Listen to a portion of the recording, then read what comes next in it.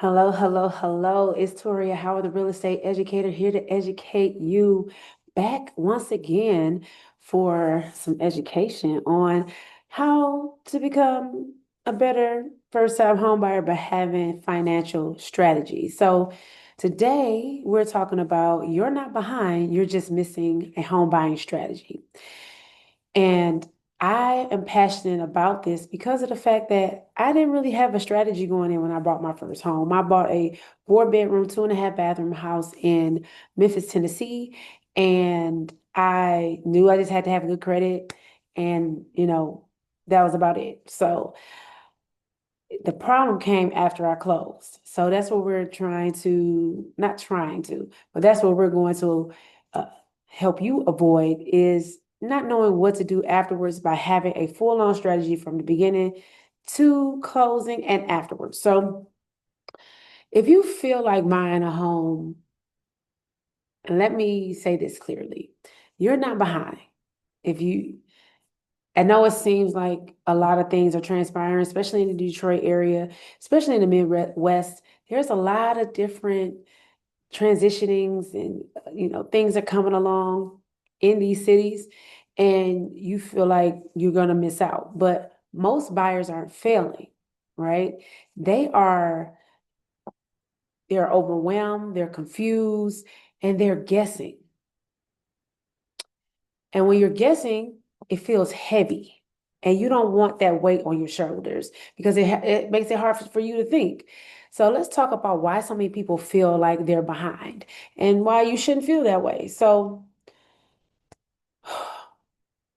buyers feel behind because social media, for one, right? There's a lot of different things going on, especially depending on what's in your algorithm, that could make you pretty intimidated. You see all these beautiful homes, you see all these people closing on houses, getting their keys, and then, you feel like it's not you. That you see all these mansions and beautiful homes that got all of the things. But it's not you. So, it's all the noise and the chatter that's going on from what you are seeing and then, what you're hearing in the news. So, um, you might have some friends who are closing on homes and it's not you. You want to know when is your turn, when is your time. So, there's nothing wrong with celebrating your friends, right? But sometimes, you want your own celebration. So, it's your time, it's just not the time, right? And then headlines shouting urgency. Like it's gonna be it's either gonna be a crash or it's gonna be an increase. It's definitely gonna be an increase.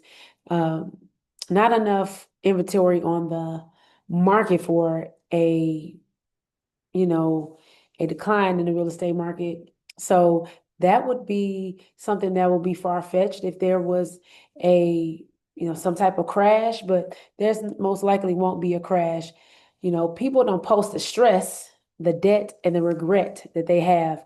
And that's the thing. Everybody want to post about all of the good things, but nobody's really talking about what could happen.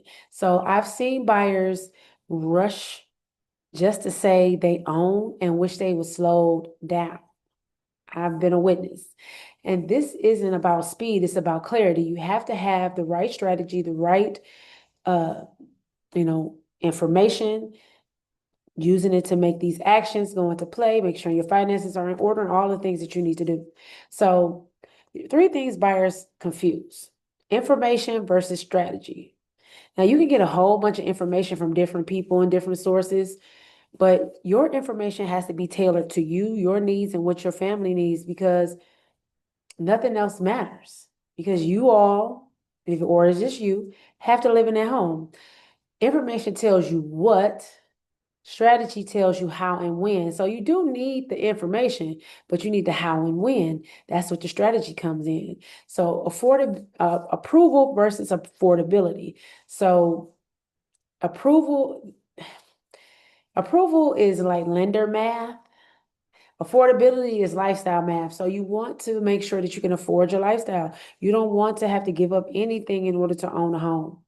I wouldn't say anything, but you don't want to give up the things that you normally enjoy because it's supposed to be a joyful time and just is after the fact that you are buying this home for your family so that you can generate some type of wealth from it in some form or fashion, or however you use it. So, for example, you get approved for 350,000, but you're comfortable at 275.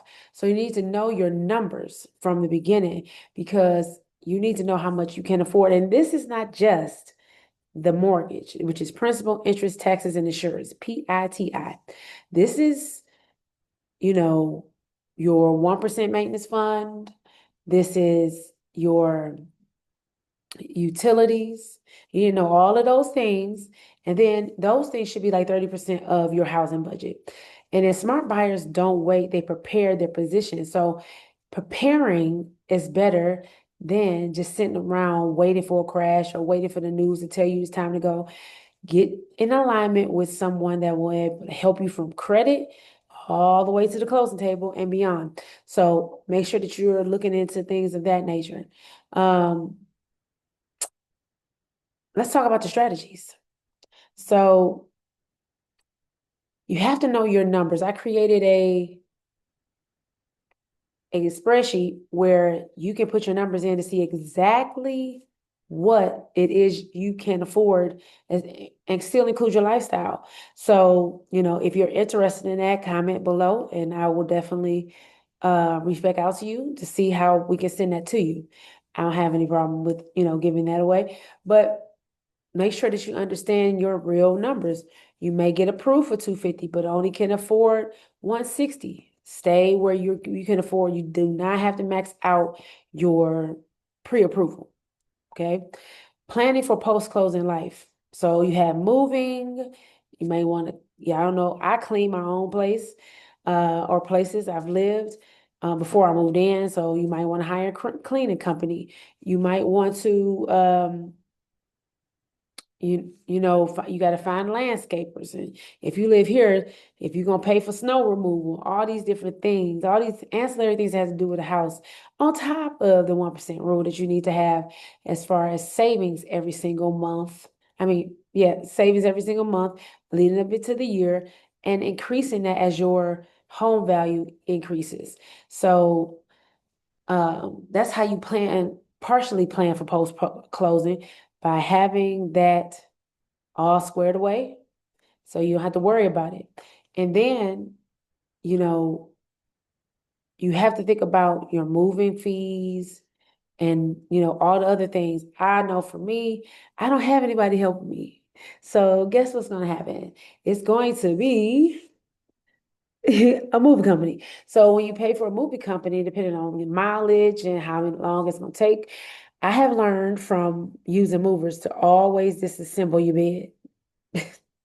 My daughter had this most difficult bed, the bed set up in the air. She had a desk at the end, at the bottom, because her room was small and she liked to, play around and, do her fashion and her art and stuff like that. So I had to make sure that, all of those things were in place.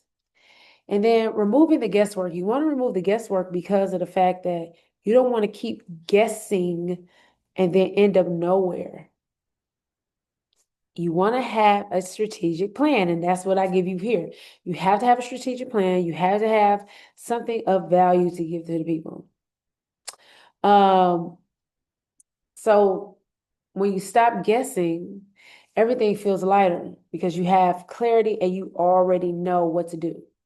So you got to think about this in a sensible route, because of the fact that all is not fair. So you need to make sure that you are staying steady in your job, making sure that you are paying down your bills and paying them on time, making sure that all of your numbers are known, from your housing, how much you get for housing, to all your other debts, different things like haircuts, new shoes, purses, uh, but yeah, that is what we would need to do there. So you don't need more content. You need you need clarity. So please, please, please subscribe to my YouTube channel for more videos like this, common strategy, and book your Pathway to Keys session today so you can get your own roadmap to your keys. Have an amazing day. Thank you for tuning in and send it to somebody you feel needs this information. Have an amazing day.